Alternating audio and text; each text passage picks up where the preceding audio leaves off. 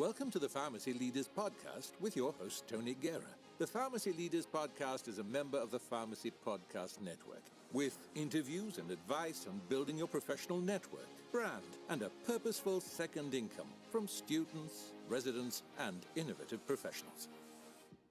Hey, welcome to the Pharmacy Leaders Podcast, Pharmacy News Weekend Edition. A little bit late with this one, but I was just in Indianapolis for the Pharmacy Technician Educators Council, and that was a great meeting. But I wanted to kind of get back into it, get into the blogs and the vlogs that are making pharmacy news.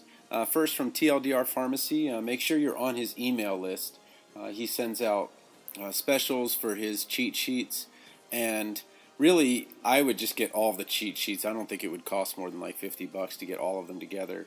It just makes life so much easier. It's got all of the information in one spot. But he does have a recent episode, June 30th, How to Understand and Destroy Your Student Loans. And I also talk about the YFP team and what they're doing in terms of making sure that you can pay off your student loans. What I'm hearing, though, in the feedback is that students are not going to make a plan until after they graduate, after they kind of know what's going on. And I can see the rationale for that, where you don't really know where you're going to land. If you do residency, you make one income. If you do retail job, you make triple that income. And, the path would be completely different.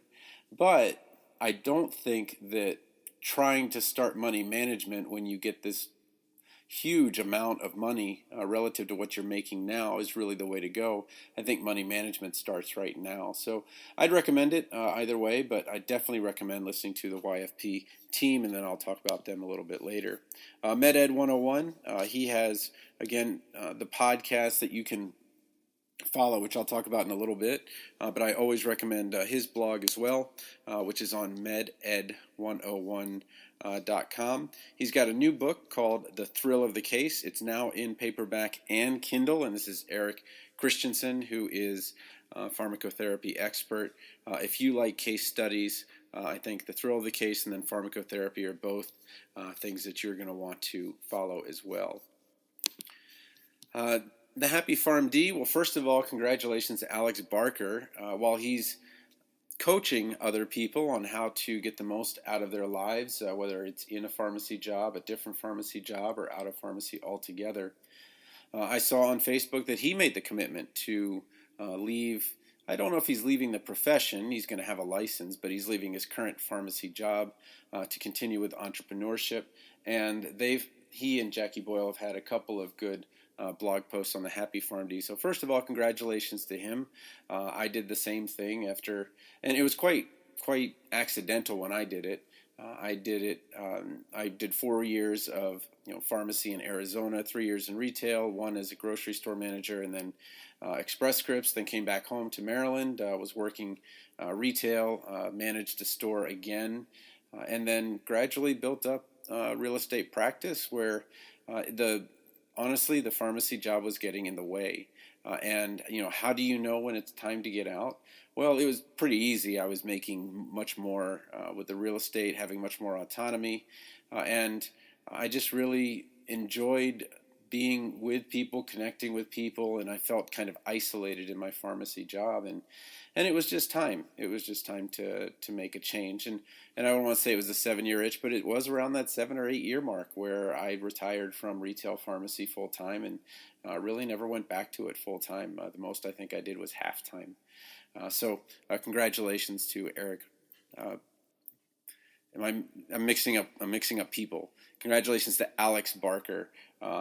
It's 2 different names, Eric and Alex, with 2 consonants, 2 vowels. But let's start with Jackie Boyle's first blog post, a short review of LinkedIn Premium. Many of you are getting on LinkedIn wondering if it's worth the money to go on there and see if your name, highlighting your name to future employers and things like that is something that you need. The first thing I would say is you definitely need to be on LinkedIn. If you listen to Paul Tran's video about getting a hospital job without residency, he talks about getting people approaching him on LinkedIn all the time. And the funny thing is that to get a job, you should be working in a job. I know that sounds like it makes no sense, but people like to hire people that are employed. It's just a thing. And I would listen to his video and then read what Jackie Boyle has to say about LinkedIn Premium. Alex Barker talks about in another blog post what he learned about franchise ownership and failure. As you're trying to maybe leave the pharmacy profession or pharmacy job, you'll start thinking, well, if I bought a franchise, and maybe you have some money from family, or maybe you're borrowing money, however it's going to be. But a franchise, what it does is it provides a proven system. There's so many businesses that go out of business, and you want a proven system. But he's very transparent about what happened, and then it's a link to another article. I think was it on Pharmacy Times? No, I think it was just on alexbarker.co/blog, where he has a restaurant. I think it's a restaurant franchise, and ended up putting a lot of money into it, but the returns didn't come relative to what else he could be doing, and really buyer beware, kind of a word of caution.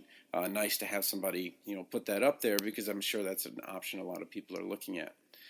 The pharmacy salary guide, well, Alex is always very impartial about doing this guide. I think that the guide is in many ways completely, what's the word I want to use? Everything specific to you. You don't care what the average salary is. You care what your salary is.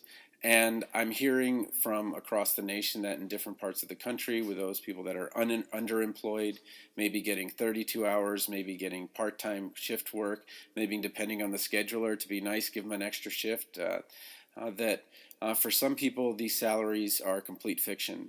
And that while the pharmacists that are being interviewed and being polled are getting these salaries, I think that certainly just intuitively you can recognize that if you have more supply than demand, the salaries are going to go down. But these measures are certainly lagging by a couple of years, I think. So I personally am seeing that people are not getting hired at the salaries they were before, that it's harder to get the job in the first place, and that there are more displaced pharmacists that we don't really hear about.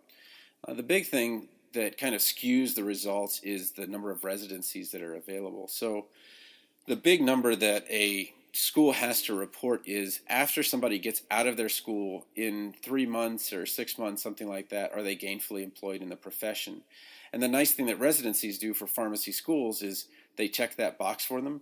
And really the number that you want to hear is, okay, well, after they've completed their education, whether it be, if they're stopping at PharmD, or they're stopping at PGY1, or they're stopping at PGY2, how long does it take them to get a job? What's that job pay? How satisfied are they with that job, and so forth? So little word to the wise about going into the pharmacy profession for the money.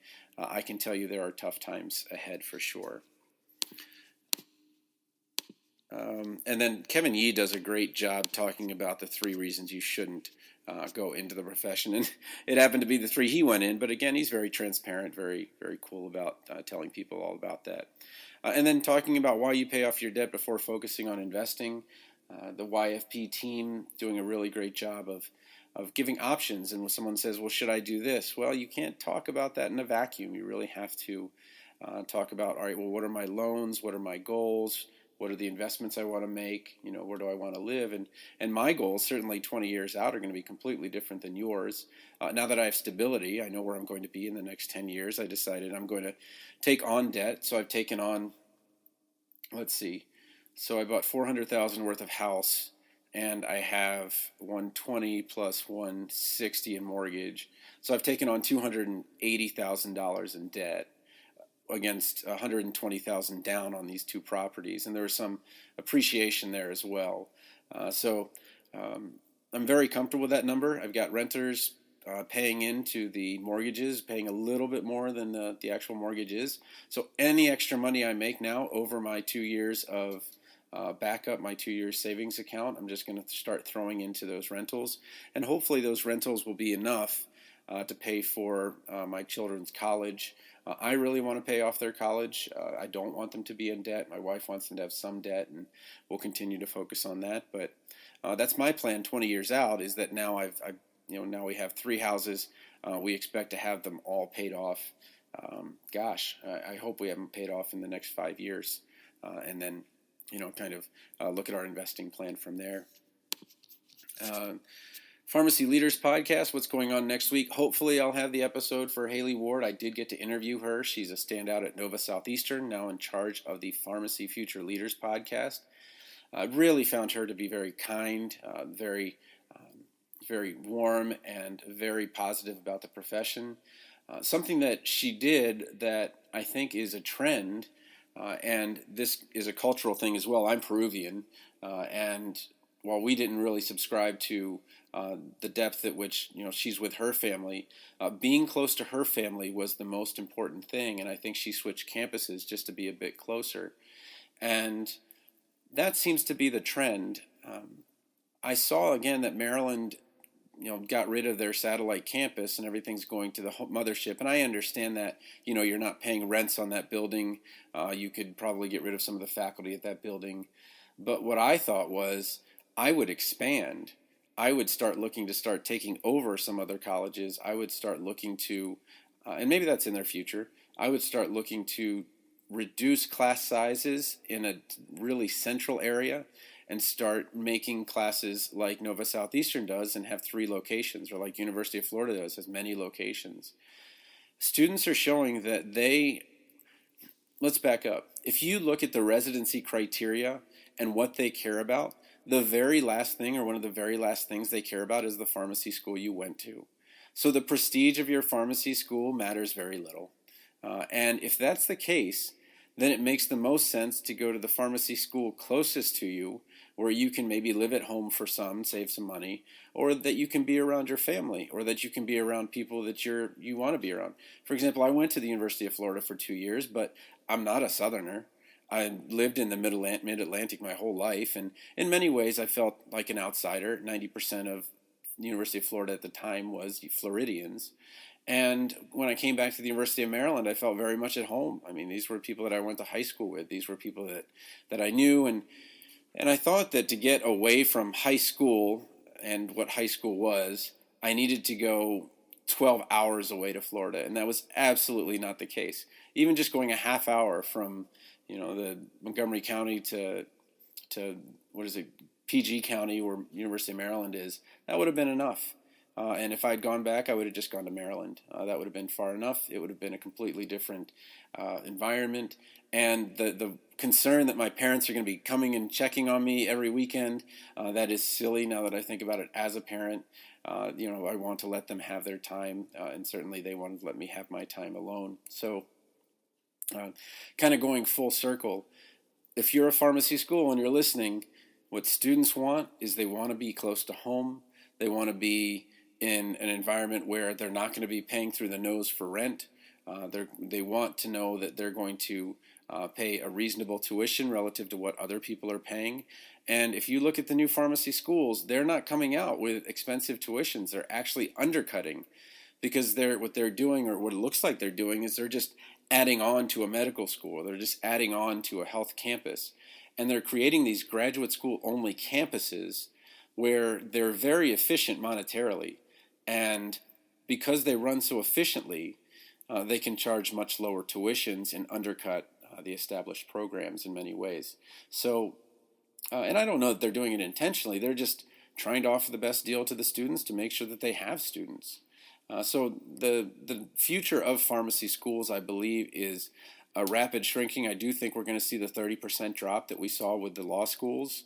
And I think some schools will certainly close down, but I don't think it's going to be the ones that you necessarily think. I think students are going to, in many ways, make those decisions for them. They're going to see in the same state, maybe there are 6 schools, 5 schools like Tennessee, Ohio, and they're going to reject 1 or 2 of the schools that had certain missions, and they're going to accept the other 4.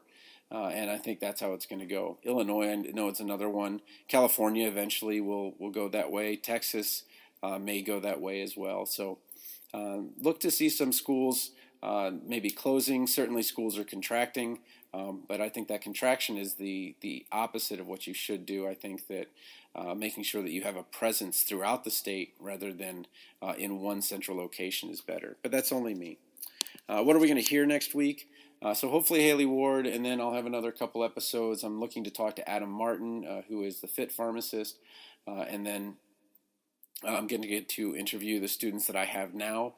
So that'll be 4 interviews, 2 interviews, one each with each student, one from Drake, one from Iowa, and then the people that they've decided that are pharmacy leaders that they want to interview. Mothership. So I think on Monday had the 7 Habits of Highly Effective Pharmacy Owners, some good lessons in talking about what it is to make a pharmacy owner successful, and then understanding the contrast between medical cannabis between Israel and the United States. Okay.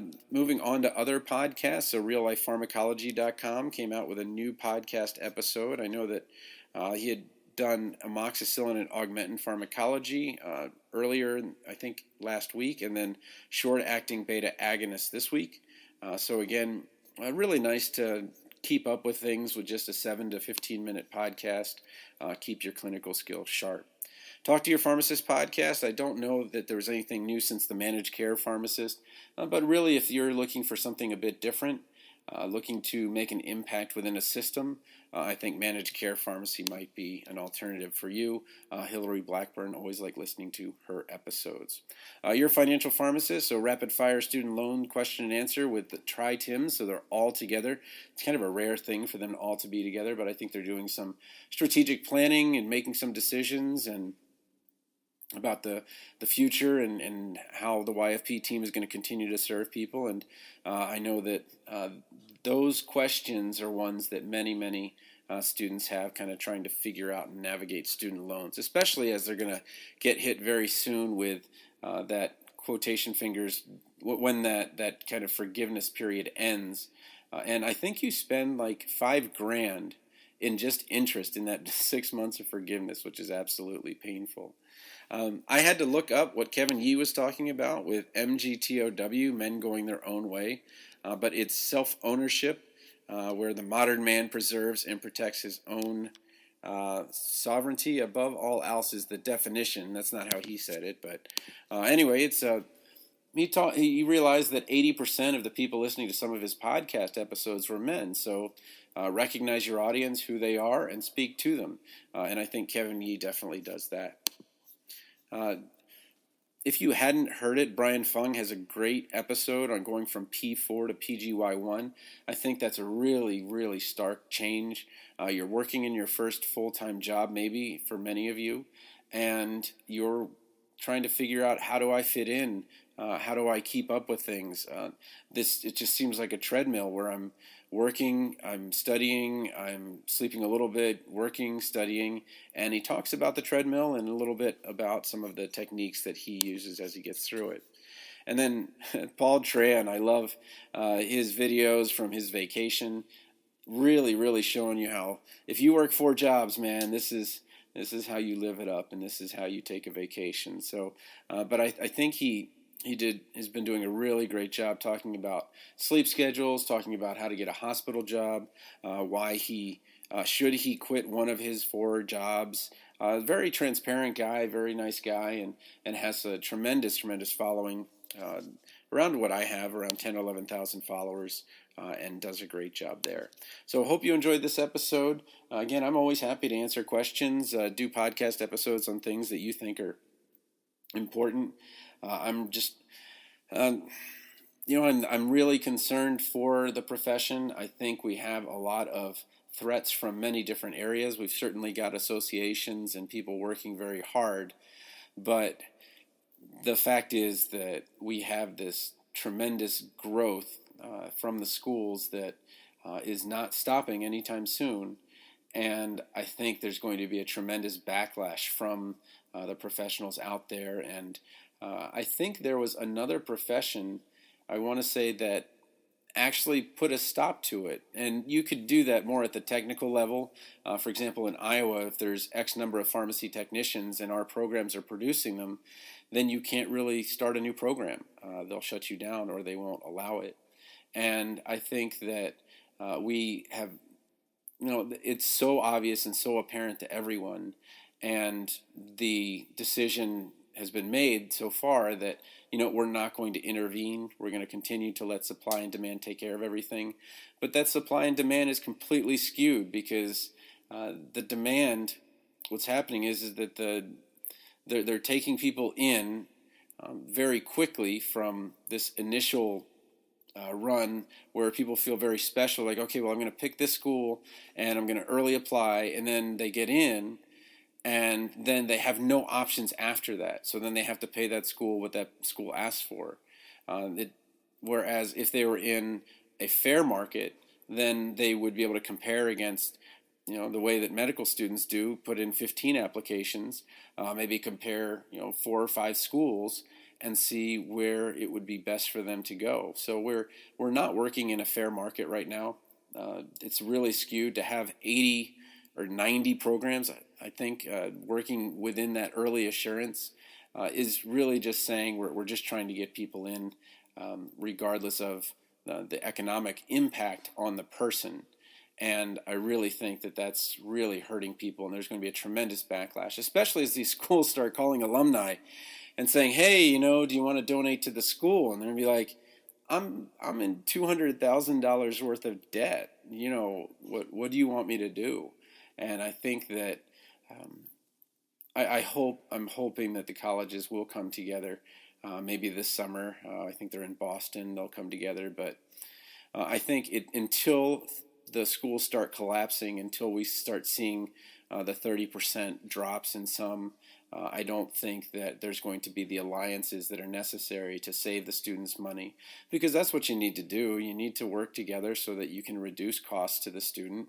You need to work together so that you can make more areas available to the students. And they're showing that if you go to their area, that they're going to enroll. So contracting is not really the way to go. I mean, there's a huge hole now in Montgomery County, Northern Virginia, which is one of the wealthiest areas and most populous areas in the entire country. And only Howard University in downtown D.C. Is down there.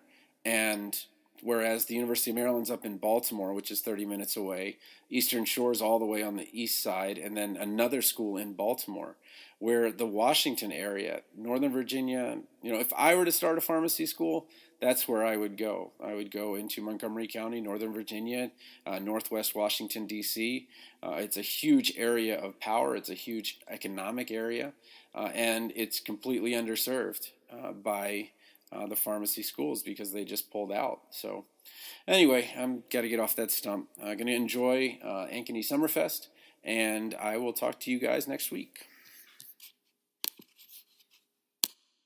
Support for this episode comes from the audiobook Memorizing Pharmacology, a relaxed approach. With over 9,000 sales in the United States, United Kingdom, and Australia, it's the go-to resource to ease the pharmacology challenge. Available on Audible, iTunes, and Amazon.com, in print, ebook, and audiobook.